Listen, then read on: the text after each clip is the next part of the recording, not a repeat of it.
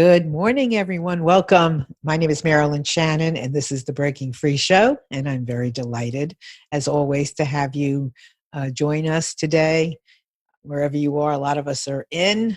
I'm in. I'm usually, used to be anyway. I can't even say usually, because used to be is a long time ago at Amnon's doing the show, but now I'm doing it from home because of COVID. But we're just happy to be doing it together. Anyway, I'm honored that you're here, and each and every week we love to bring you stories, ideas, technology, philosophies, things maybe you agree with, and some things that you may not agree with. But what I ask of you is that you just listen. And listening does not mean that you have to agree. It just means that you come to this show with an open mind, an open ear, an open heart, and just listen. And even if it's something that you are completely against or for, just listen. That's all we can ask. That's what I'm doing. That's what I'm asking of you. Anyway, anytime during the show, you are more than welcome to call in. If you have a comment, a story that you want to share, 919-518-9773. Or you can also join us in our chats. Just put your name, nickname, whatever you like under the window and just comment there. And you are also more than welcome to join us on Skype, and that would be Skype voice.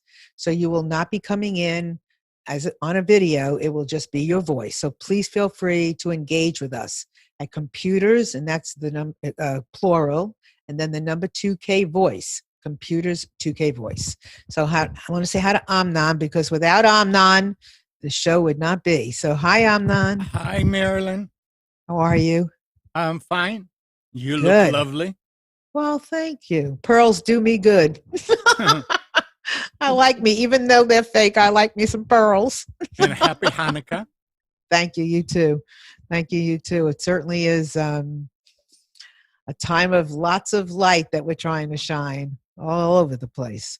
So let me go ahead and introduce my guests to you. They are returning, and that is an honor for us as well, because certain conversations are never done, and we have to keep on talking and sharing and understanding. So Carole and David are here once again. Welcome. Thank you. Thank you for having us. It's a pleasure. Back, exactly. Well, we have still more to talk about and learn. So let me just ask each of you to share about yourself and who you are, so our audience who have not met you before will know you a little bit. So let's start with Carole. Carole, you want to tell us a little about you? Sure. And thank you very much for having us back. It's fun to talk to you, Marilyn. I am a sociologist. I live in the Bay Area in California. I actually work in a department of obstetrics and gynecology because I study women's health.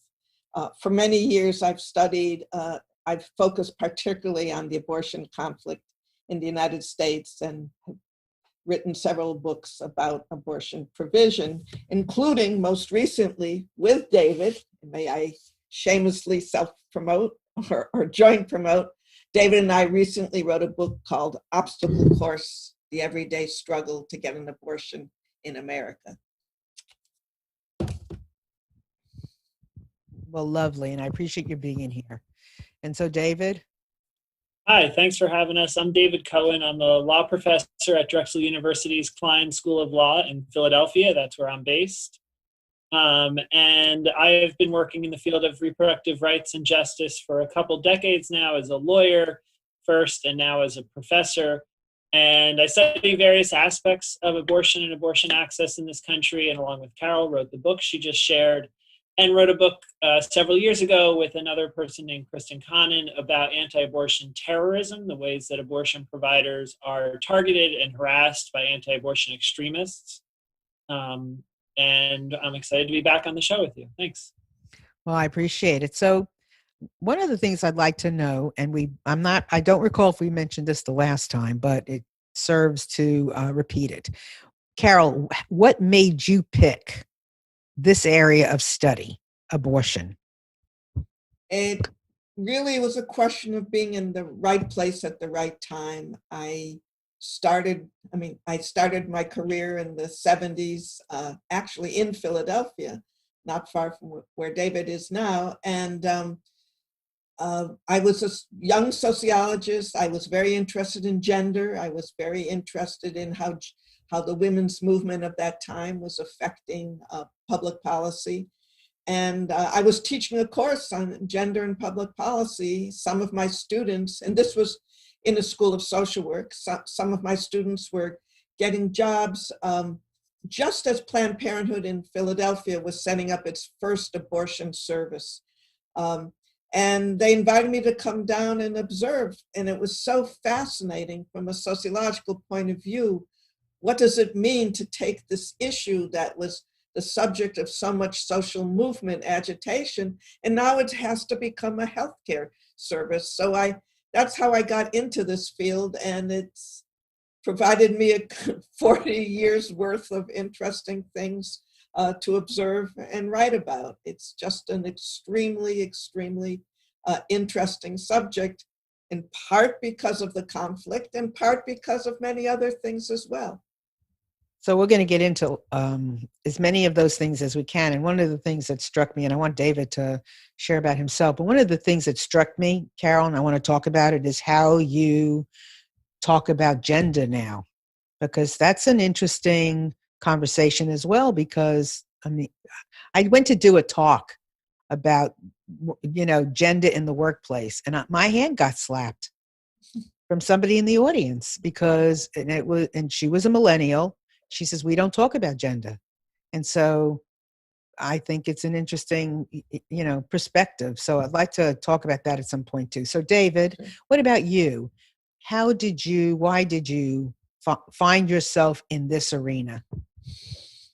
Somewhat similar story to Carole in the sense of right place, right time, because I started my career after law school working for an organization called the Women's Law Project, which is a nonprofit in Philadelphia. I had been very interested in gender and sex discrimination in college and law school, and I was very fortunate enough to get a job after law school working for an organization working on those issues. And several of the cases that they had at the time that I started working on were abortion-related cases. And it just flowed from there, because I found that the clients that I worked for were really just incredible, caring, dedicated people who wanted to provide the best care they possibly could to the patients who came to see them. But they were often, they still provided that great care, but they didn't provide it in the way they wanted because the state interfered with the best medical practices, which is what the states do all over the country. They interfere with best medical practices, and the state controls how abortion care is delivered rather than doctors and nurses and those who support them. So working for those people as their lawyer really made me feel like this was an important area of law, an important part of the world, because as they were the ones who taught me, what they do is about self-determination, what they do is about freedom, and giving people who come to them the ability to live the best lives that they want. And if I could help them by being a lawyer and now a researcher, although I still represent them in some cases, if I could help them in the ways that I had the expertise to, it felt like I was being an important part of this movement. So was there anything in your personal lives that when you came upon this, you just you held on to it? Anything, Carole? Frankly, no. 1 out of 4 American women will have an abortion, and I absolutely support them. And had I had an unwanted pregnancy, I would have looked for an abortion. It would have been hard for me because I came of age before Roe. But no, I didn't have an abortion, so it wasn't, but people I know did. And I remember from my college years how terrified people were if they had an unwanted pregnancy. Right. Most definitely. I think, as Carole mentioned, 1 in 4 women will have an abortion in their reproductive years. And I think that equates to, as someone in the movement says, Renee Bracey Sherman, everyone loves someone who's had an abortion. And it's just, you may not know it because a lot of people don't talk about it, but everyone loves someone who had an abortion. And everyone knows someone right now who wouldn't be in the place that they are in their lives if they hadn't had an abortion, because not getting an abortion derails people and derails their lives. And so part of it is knowing people who've had abortions. I'm sure part of it is my father's an OBGYN. He doesn't do abortions, but he does high risk pregnancy care. So it's, women's health care has been a part of my life since I've known anything. I've been able to listen to his conversations. So that's baked into who I am. But really it's to me, it's everything Carole and I have been talking about in terms of people being able to control their lives, and doing whatever it takes to do it. So for those people who are against abortion, what's your normal commentary? What do you normally say just right out of the gate? So let's just get that out. Carole? I mean, what do I say? Yeah, what do you say to the people who are against abortion? Well, there's a very nice bumper sticker that goes around that you see saying, if you don't like abortions, don't have one. I mean, that's one thing we could say, although that's a bit snarky. What I say is that people disagree about this, and we live in a lot of the time it's not exclusively, but it's often held on religious grounds. Many people who are opposed to abortion are opposed because of their religious beliefs, which of course is their right. But I think we, especially now in this era, and issues not just about abortion, we see in the Supreme Court, we see in the Trump administration, more and more cries of religious liberty that are used to attack the rights of other people who may not have the same religion or who may not have any religion. So one thing to say to people is, we live in a country where, there is no state religion, and some people are going to disagree with you. Now, going further, what can be said, I don't want to take too much time here, is that if you do not believe in abortion, why do you not join with people who do believe in abortion to support birth control, to support services that would enable people to have the children they want? Most abortion patients, about 75%, are poor.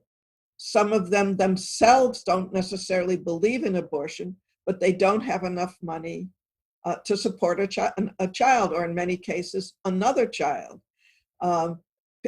What many social scientists have done is examine the voting records of so-called pro-life legislators.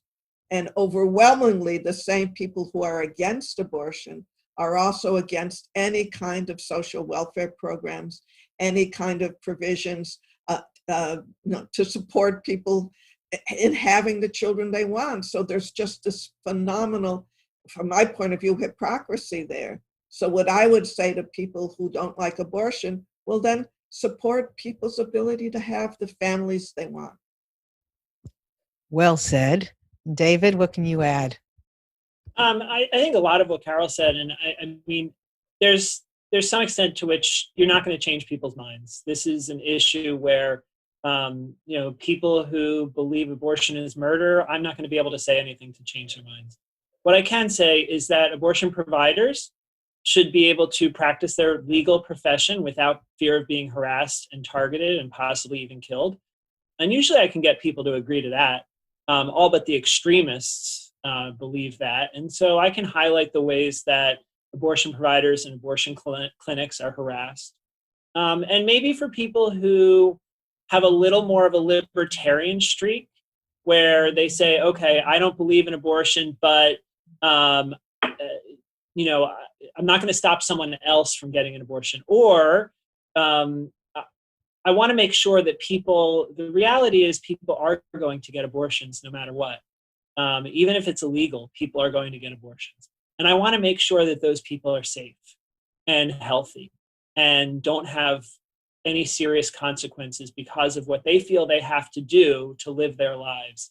And so maybe people who are against abortion, you can convince them that, yeah, that's your belief, but the reality of our world is that people get abortions, and we have to make sure they do so safely.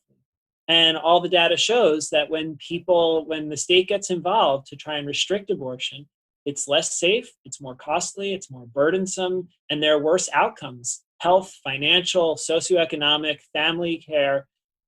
The outcomes are much worse. So if you can start talking to people about the consequences of imposing their beliefs on other people, maybe that can sway some people. Maybe not to believe that abortion it should be as widely accessible as Carole and I think so, or even as a social good like we think it can be, but that taking their position to an extreme can have some really detrimental effects.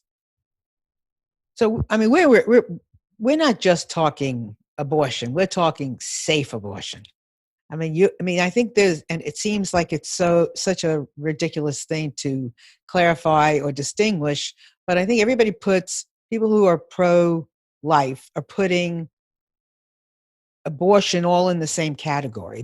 That people like you who are promoting abortion are promoting abortion or any kind of abortion, and that's not the truth. And all abortions are not equal. We're talking about abortion. Safe. Go ahead. Yeah, abortion as practiced in the United States is all safe. I mean, there's across the types of abortion and the gestational age, abortion is one of the safest medical procedures out there. It is safer than colonoscopy. It's safer than liposuction. It's much safer than childbirth. And so the complication rate is minuscule for If I abortion. can just add a factoid, researchers have shown a woman is 14 times more likely to die in childbirth than having an abortion. And we are not saying people should not have children, but that just gives you a sense of how safe abortion, as David said, as practice in this country is. Right. And so when we're talking about abortion, we're talking about all types of abortion as practiced in the United States because it is so safe. To add one more, it's safer than Tylenol, much safer than Tylenol. You're much more likely to die from getting struck by lightning in this country than you are to have a major complication from abortion. This is a very safe medical procedure. And 91% of abortions take place in the first 12 weeks of pregnancy. When it is even safer. It's a very short, non-complicated medical procedure, or taking pills at home, and it's minor cramping, similar to having a period. So we're talking about.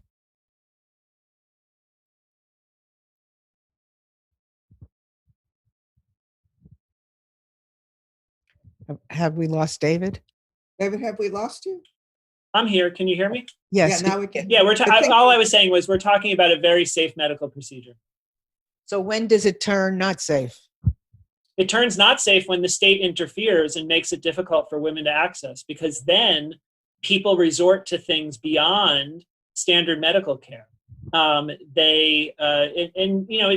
The risk is not as severe now as it was, say, 30, 40 years ago, because people are turning to medical pills that they can get online. But even some of those pills might not be what people advertise.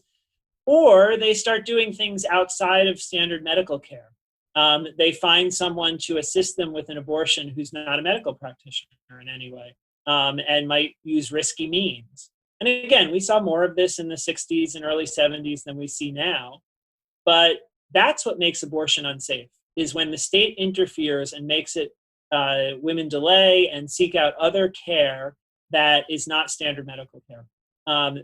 Abortion as standard practiced standard medical care today, again, across gestational age and across types of abortion, is safe. And how easy is it to get an abortion? Depends where you live. I mean, it depends on your zip code. California, New York, Illinois, many clinics.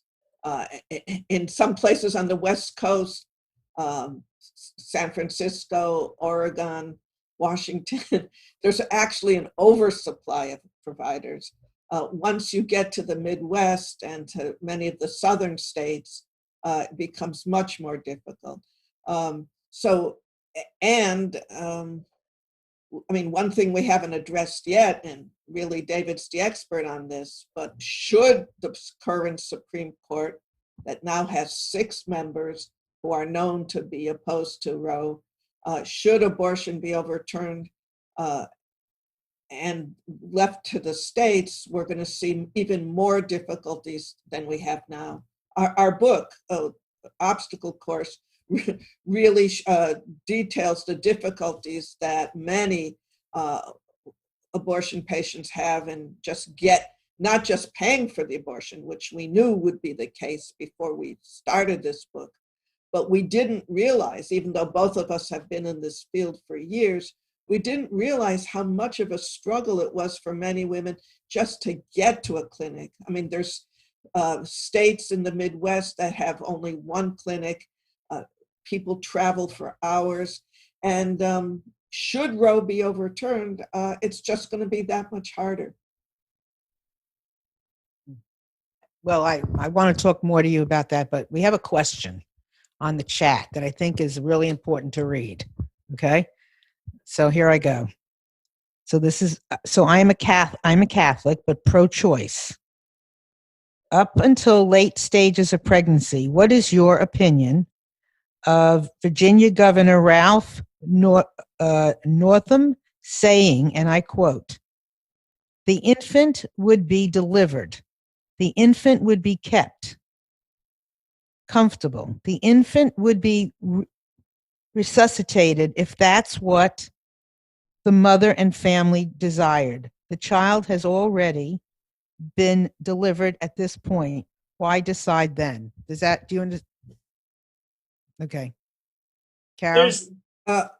David, either one. Okay, I mean, I'll start, then David can go. I remember that incident very well. It was the governor of Virginia, who she's referring to, himself is a physician, I think a pediatric neurologist, if I'm remembering correctly.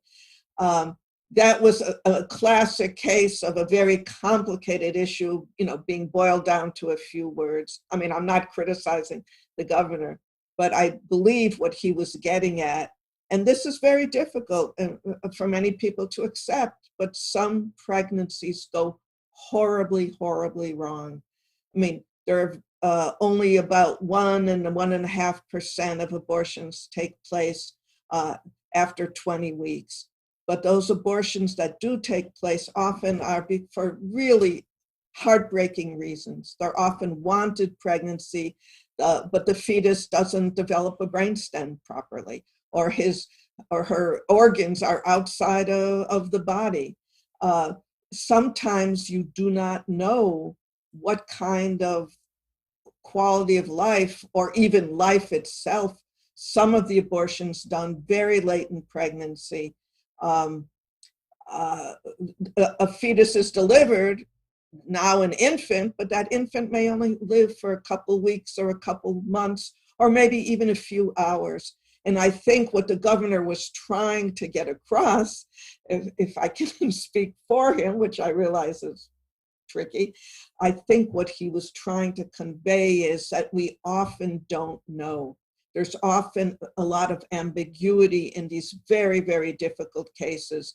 Maybe the child can survive for a while. Maybe he can't. Maybe the child will be in horrible pain. I've heard that often from doctors and reading about these cases. So that there has to be a very difficult, heartbreaking conversation with the family. Do you want a child resuscitated who will only know horrible pain for the next week or two before he or she dies anyway? I think that's what the governor was getting at, and it was a very complicated situation that has been taken out of context. And I understand why your caller is confused by this. David, did you want to add to that? Yeah, I think confusion is the right word, because we're confusing two different things. Abortion is something completely different than end-of-life care. an end-of-life care may come for someone who's an hour old because they have conditions that are incompatible with life. And parents are put into this terrible position of having to make the decision of how best to manage end-of-life care for a newborn. And that is a very complicated, conflicting ethical decision to make between them and their physician and the care team. But that's a totally different question than abortion. Once there's a delivery, there's abortion. It's not abortion. Now it's end-of-life care for someone who's struggling because of whatever condition they have. And so to me, it sounds like I don't remember the specifics of what the governor was saying. I do remember that people have taken it out of context. What the governor was talking about is end-of-life care. And we're not talking about a 95-year-old. We're talking about a 1 hour old.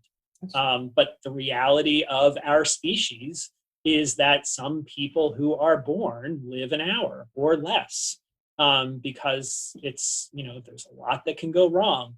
And sometimes when it does, you're faced with these incredibly difficult situations. Do you provide more care so that the baby can live for another hour? Or do you let the baby pass away without any extra care? These are really complicated decisions, but they're completely separate from the question of abortion. Yeah, I could see that. And I can see a huge difference in how we protest against sort of one as opposed to another. I can't see the protesting for that. And as you said, Carole, if a pregnancy is 20 weeks, I mean, it's usually a wanted pregnancy unless somebody doesn't really know they're pregnant. Or they've had trouble finding an abortion clinic and raising the money because of all the restrictions we talk about in our book, right?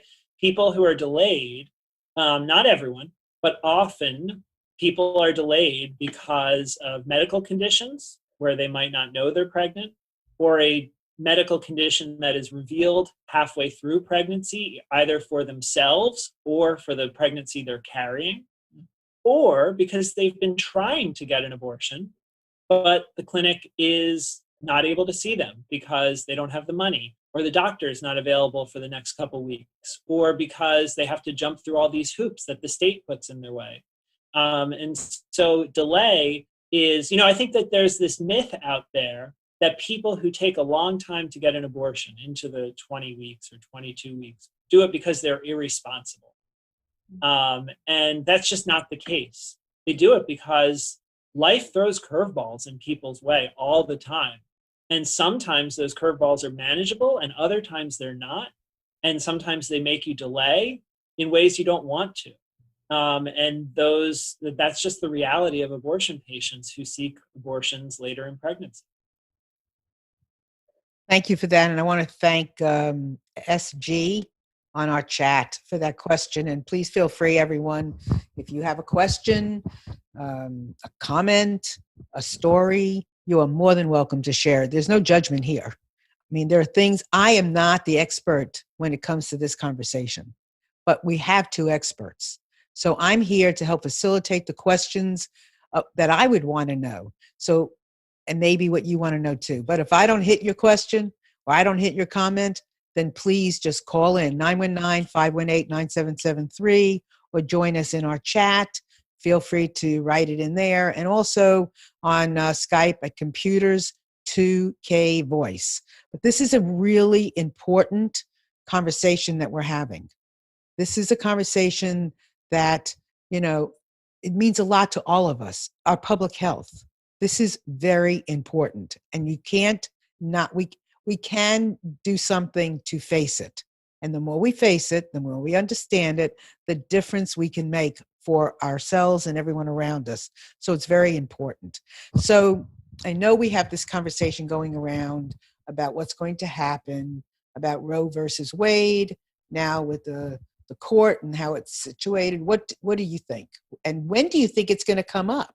I mean, there's so much going on now. And, we've seen the justices dealing with some things that were even shocking lately because of the combination of who they are. So when do you think this conversation's coming up? How is it going to come up? I mean, what do you tell us? So, either one of you start. I usually start with David. Go ahead. Yeah, so the Supreme Court now, with the passing of Ruth Bader Ginsburg and the addition of Amy Coney Barrett, is a very different Supreme Court than it was just 5 months ago when it decided its most recent abortion decision. And so now we have 6 Republicans and 3 Democrats on the Supreme Court. All 6 of the Republicans have indicated their opposition to abortion rights. It's just a question of how far they're willing to go. At least a couple of them, Justices Thomas and Alito, have indicated they want to overturn Roe v. Wade.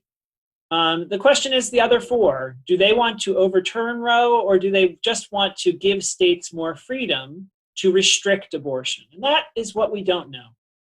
We fear, Carole and I fear, people who we work with and talk to fear that all 6 of them want to ultimately overturn Roe v. Wade.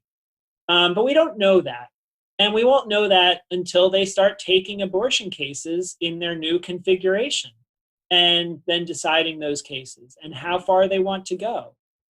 So right now, as they've been deciding cases related to the election, which you were referring to, Marilyn, they have been considering whether to take a case out of Mississippi, with Mississippi having banned abortions after 15 weeks.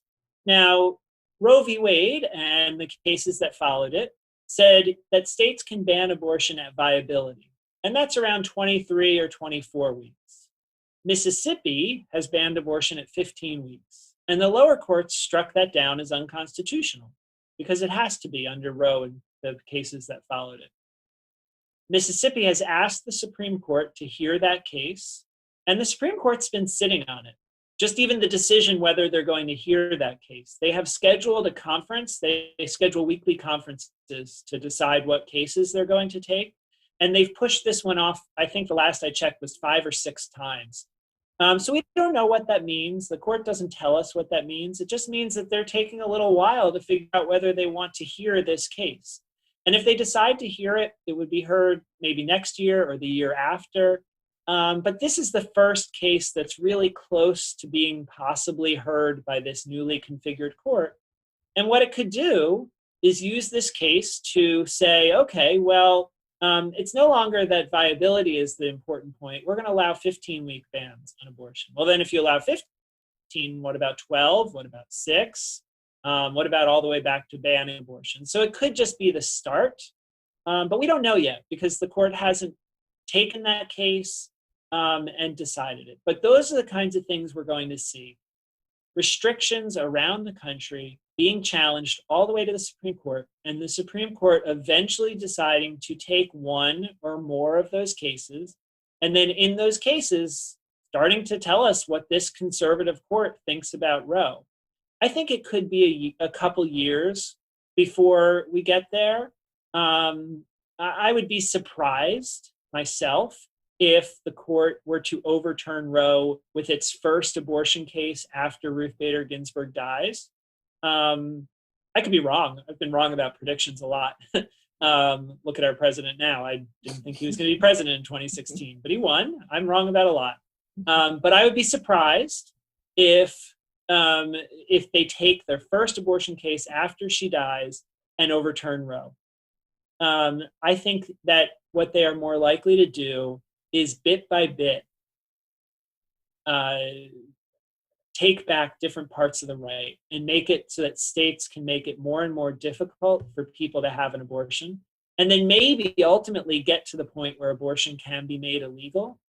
But the practical difference for a lot of people trying to access healthcare, it's not going to be much. I mean, yeah, they can't be thrown in jail for getting an abortion, but they can be made to wait longer, pay more, their insurance can be more difficult. The state can try and interfere with the decision in all sorts of different ways. And I think more restrictions are going to be allowed, and that's going to happen soon. Carole? Well, just to add to what David said, it's not just it's going to be harder for those who want abortion. It's going to be harder for providers to offer abortion because of the various restrictions that we've written about. Clinics have been closing. It's hard to keep up with the numbers, but there are less. there are less clinics now than there were several years ago, and several years ago there weren't that many. I mean, just to give you a context here, there are thousands of so-called crisis pregnancy centers. These are what David and I refer to as fake clinics. People going to them think that they have names very similar to abortion clinics, but they're anti-abortion. Once, if you get in there thinking you're going to get an abortion, they try to talk you out of it and scare the hell out of you. Anyway, there's thousands of these. In some red states, they get huge amounts of taxpayer-funded support, and of course, abortion clinics don't. So, and there's just not that many, and many of them, and as we've already said, abortion clinics, abortion patients disproportionately among the poorest women in our society. 50% below the federal poverty line, another 25% just above it. So they can't pay that much. So many abortion clinics operate very close to the margins. It's just hard for many of them to keep going. So, I mean, that's another obstacle that we foresee in the years ahead, that it will be harder and harder for clinics to remain open. And once Biden, becomes the actual president after January, can he load up the court a little to make this a different scenario? I'll defer to David on that. David? So it's going to be a challenge for him to have the impact. So there are 9 justices on the Supreme Court. There's been talk of the Democrats being able to expand the court to add justices. And that's a long shot. Like, it's, I think of it as like me ever living on Mars. It's not going to happen. It's especially not going to happen if the Democrats don't control the Senate.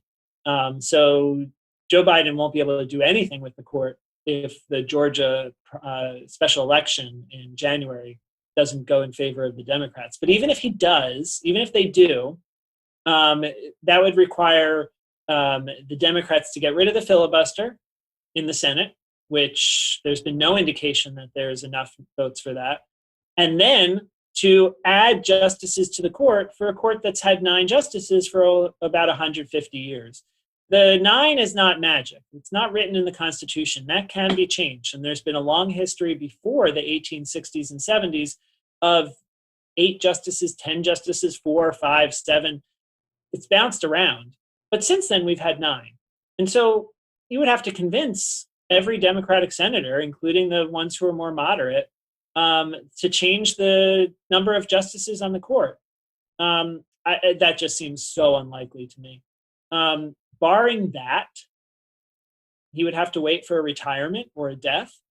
Currently, the 2 oldest Republicans are Justices Thomas and Alito.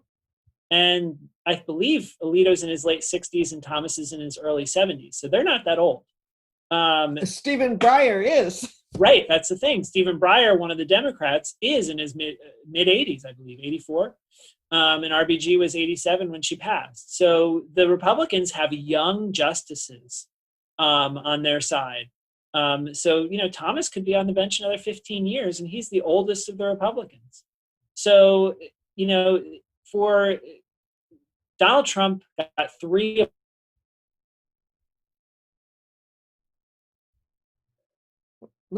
Looks like David froze. Lost him. Oh, David, come on back. While we're waiting for him, Go ahead. If I may, I'd like to add to the Biden. And then we have another question from SG on the chat. Okay, but just quick, while we're waiting for David. Yeah, go ahead. I don't know. I don't think Biden can add to the court, but he can. I mean, and David and I so far in this conversation have been giving a pretty depressing view of the state of things. But Biden it really matters to have a Democratic president.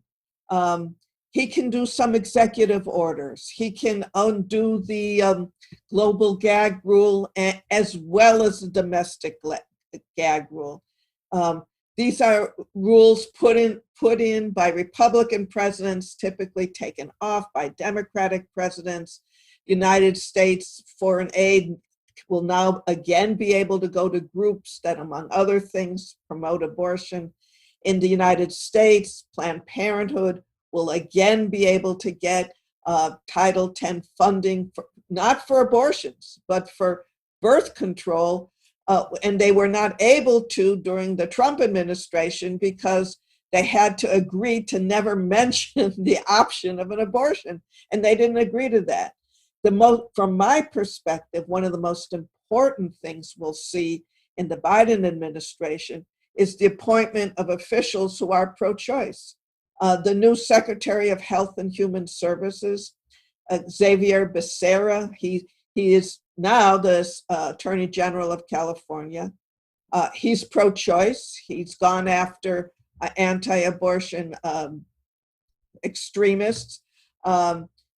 Biden will be able to appoint people in the federal bureaucracy, like the FDA commissioner, and that's very important, like whoever runs CDC, more obscure appointments that most people have never heard of, the DASPA, the Deputy Assistant Secretary of Population Affairs, not a household word, but that individual has a tremendous authority over issues like emergency contraception, like public funding of birth control. So even though the situation with the court is very scary, the appointments that Biden is able to make will in fact make some things better. And finally, both President-elect Biden and Vice President-elect Kamala Harris, both of them are on record, she much longer than he, as opposing the Hyde Amendment. That's an amendment that prevents any public funding from going to support abortion care. So, I mean, there are reasons to be absolutely hopeful relative to what we just had with the Pence-Trump administration with the Biden administration. Well, I'm glad you said that, because I'm like, okay, then what's your work about? Because I know in some of the work I'm listening to about the opioid epidemic. I mean, if we can get out clean syringes, we're doing good. It's not about stopping it. It's about, offering, information, offering tools that are going to keep people from dying. Kind of the same thing. So, okay, David, are you back with us now? Good. I'm back. I apologize. It's the dangers of having multiple kids on a Zoom school at the same time. And sometimes the internet goes. But so I guess I don't know what else Carole said. I didn't hear. But my point being, it's going to be hard to do anything about the Supreme Court. But Biden could affect the lower courts, because it's very possible he has 0 appointments to the Supreme Court. But he will have appointments to the lower courts, and those matter. Mm-hmm. So appointing people who are pro-choice to the lower courts will make a difference. And it all, it comes down to what kinds of things, if the Republicans continue to have control over the Senate, what kinds of things, what kind of appointments Mitch McConnell allows Biden to make. Because in theory, Biden could appoint all sorts of people to the lower courts, and Mitch McConnell could decide, I'm not going to have a vote on a single one of them.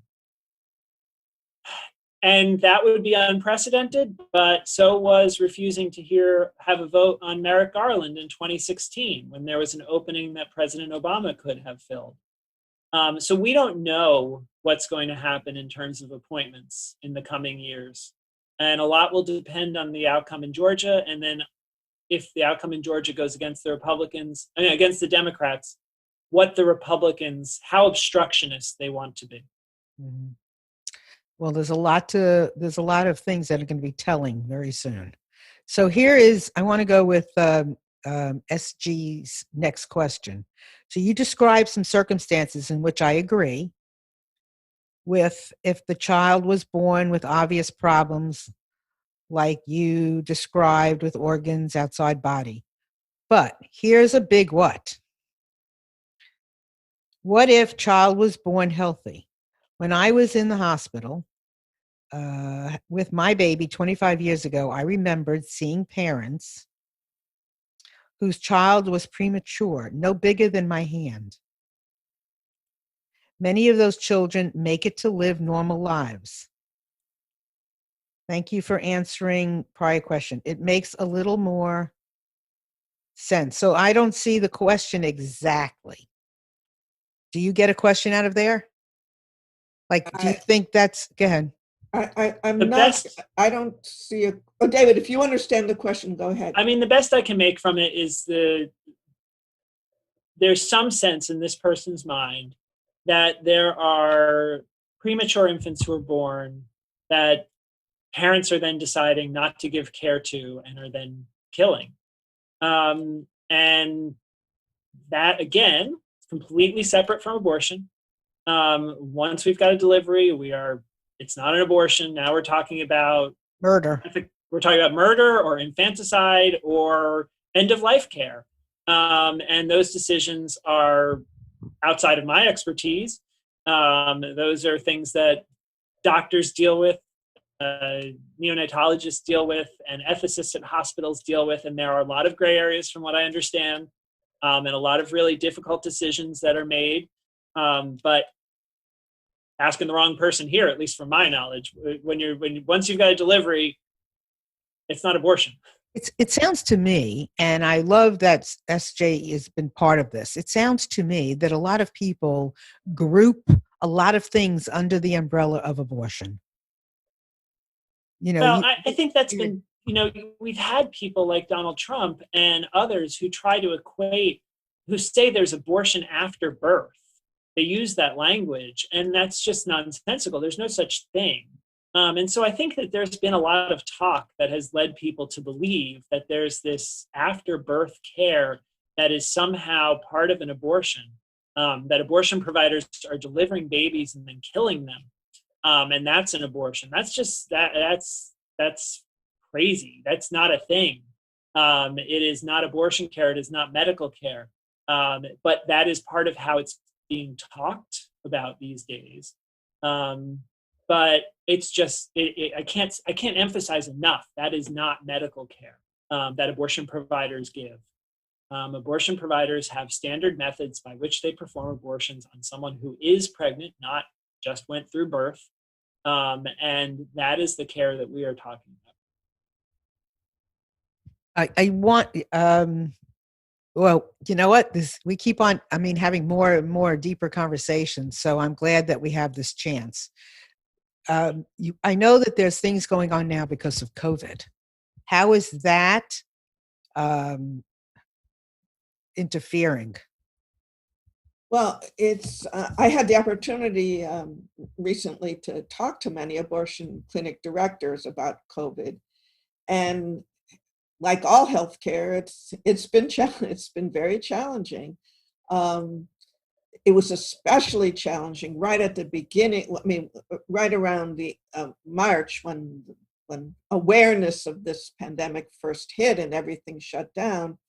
What happened in a number of states, disproportionately red states, in fact, all red states, was that the governors, for example, in Texas and in, I believe maybe in Florida, said, okay, only essential health care, abortion is not essential. And there were lawsuits, and the abortion clinics were allowed to open, and they have opened, and abortion care continues to this day. It's different, obviously. New protocols, people's coming to the clinic typically wait in their cars in the clinic, don't go inside. In places where it is legally allowed, a lot of telemedicine, taking health histories over on video. In other words, abortion clinics, like every other healthcare facility, has tried to cope with the reality of that when you have face-to-face interaction, if you can possibly avoid it, you should avoid it. Well, one very interesting and important result of COVID has been to make medication abortion. David alluded to it earlier. To make medication abortion very, very important. Medication abortion involves, as David suggested earlier, taking 2 different pills, and then in the old days, if you went to a clinic, you would then go home and you would essentially have a miscarriage. So there's a lot of medication abortion going on, and that's helped enormously. It's helped keep patients safe. It's helped keep staff safe. But once again, we see politics interfering. A very complicated legal case that's been going on for years, but that has been decided by a judge in Maryland in a very good direction, has said the pills can be mailed to patients. These drugs were under an FDA ruling that said you had to go to the clinic to get them. Now, in states where this is possible, now you have a video conference with a doctor at the clinic. They ascertain that you are an appropriate candidate. And if you are, you can be mailed the pills. But this is happening only in certain states because other states, and this goes exactly to what David has talked about before, states have put in unnecessary restrictions saying, no, you can't do telemedicine. No, you can't mail these pills, even though a judge said you could. So anyway, bottom line, COVID has made things harder, as it has for all healthcare, but healthcare goes on. The abortion providers have stepped up to the plate. From what people have told me, very few staff members have quit. So your listeners should know that abortion care goes on. Except in one state, South Dakota. Yeah. South Dakota has not been able to provide abortions since the start of the pandemic. What was it like there before the pandemic? It was difficult. South Dakota was probably the worst state for access in the country. There was one clinic. It didn't go that far into pregnancy. It only was open once a week, and the doctors had to fly in from elsewhere. There was a 72-hour waiting period. You have to see the same doctor on day 1 and then again for this procedure after waiting. So it was really difficult to get an abortion in South Dakota even before COVID. Now it's impossible because there's no clinic operating in South Dakota. So that is the only state that has no clinic right now. And for, again, we're not talking about a very populous part of the country, obviously, but for the people who live there who need abortion care, now they have to drive that much further. And those states are large. So getting to another state, North Dakota or Minnesota, Nebraska, that's difficult. Well, I like pro-choice, a lot of things. So let's hold you up your book again. And where can they get it? Go ahead. Let's do a twinsy. You got one too, David? Yeah, I got it right next to me. Okay, hold it up. Oh, yeah. Perfect. This book can be gotten from the usual places. Reasons we don't entirely understand. On Amazon, it's half price. It's like $11 and something. So that's probably the most cost-effective way. They can also get it from University of California Press, from other bookstores, but for the economically minded, Amazon actually makes it available. And it has stories in it. It has stories of women, who have, wanted to have an abortion, have gone for an abortion, and things that have happened. So it's an right? It's an interesting. Yeah, we have stories from both patients and providers, because what we wanted to tell the story of was 2 things: how the providers out there, how committed they are to the work to work through all of these restrictions and still provide excellent care. So we have their stories, and then we have patient stories of how they are able to get through all these restrictions on the patient side of things and still get care. as many providers told us, patients will do whatever it takes to get an abortion. If someone is pregnant and doesn't want to be, they are going to walk through fire to stop being pregnant. And so the stories of patients walking through everything that they have to get through to get an abortion, when it should be easy and accessible, fill the book. Right. Shouldn't be such desperation. Right. Hold on one second. Amnon, you got my books up there? There we go. In just one afternoon, listening to the hearts of men, then twins and millennials, then most recently people impacted by opioid addiction. Wow. And now I'm working on Black fathers. And I'm sorry, say that again. You're working on what? Black fathers. Uh-huh. Listening to the hearts of Black fathers. And their insights into people and their stories, just like, some of the stories that I know you have in your book, because that's how you see the reality. Congratulations. Yeah. You're a very productive person. Well, I have a lot of stigmas and judgments to dispel. I'm on a mission. Okay. That we get rid of the stigmas. That's good. And the judgment. Stigma is a very big deal in the abortion world. So. It is it's a big deal. I mean, stigmas. They're based on, like this, like this person who's on our chat now. I mean, I'm 25 years ago. I'm sure that there were things were different then, right? There were things that were different when I was a new mom, and people were, 40 years ago, and people having abortions, and some things just stay in people's minds. And no matter what you do, even what we were talking about earlier, with, abortion and, after somebody actually gives birth, it's not abortion, but everything is clumped together, and it's hard to break through that. It's hard to break through, perceptions, and, people have a lock on that stuff, and we've got to get past all of that.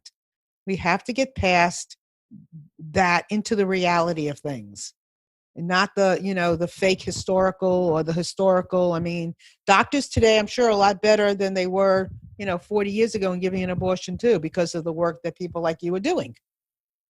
People are more accountable, right? So I mean, abortion is, as David has said before, is incredibly safe. As proud as I am of the research that David and I do, we do not take credit for that. The medical wing of the pro-choice movement are incredibly dedicated, thoughtful, smart people, and they have, in fact, in your state, North Carolina, you have really one of the great pioneers of abortion care, Dr. David Grimes. I mean, he's, I believe, now retired, but he for many years was at UNC, and he really was a leader in developing and teaching them to others of very safe techniques. Well, I appreciate your helping to educate us. Well, that's vital. That is vital. Anyway, we are out of time. This was really fast, zippy kind of show today, but the information was priceless and delivered in a very, tangible, understanding kind of way. Carole, did you want to say something? No, I just want to thank you for having us. It's my pleasure. David? Pleasure to talk to you. Yes. Thank you very much, Marilyn. My pleasure. My pleasure. Get their book. Be open-minded. Listen. If it's not for you, then don't have an abortion, just like you said, right? So anyway, thank you all for being here. We love you, and we look forward to seeing you next week. Have a wonderful, safe week. Bye.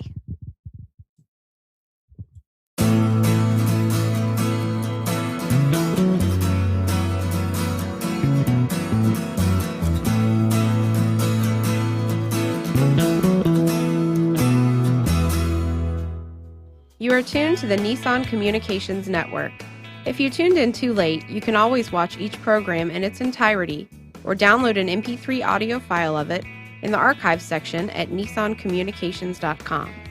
Don't forget to subscribe to our YouTube channel, follow us on Twitter, and like us on Facebook. Sponsored by Telestream's Wirecast software, StreamingGear.com, Carolina Apparel, and DeltaForce.net.